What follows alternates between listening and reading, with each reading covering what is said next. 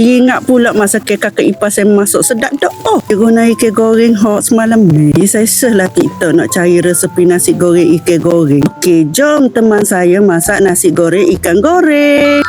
Ikan goreng semalam ni saya tak ada. Jadi saya goreng lah dulu ikan selaya goreng. Lepas hakak je ikan saya buat sikit minyak. Lepas tu saya goreng dulu telur. Kacang-kacang tu goreng lah sampai masak. Lepas tu toskan.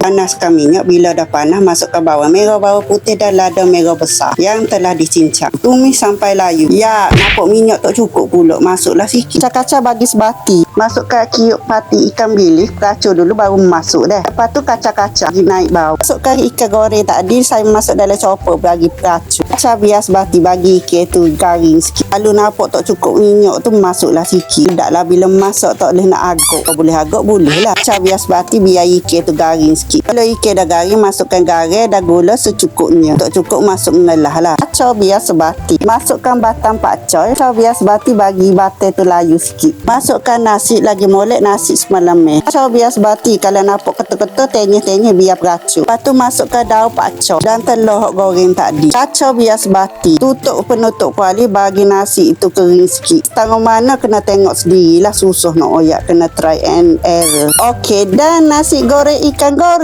Jangan lupa subscribe, like, komen, share video ini. Terima kasih.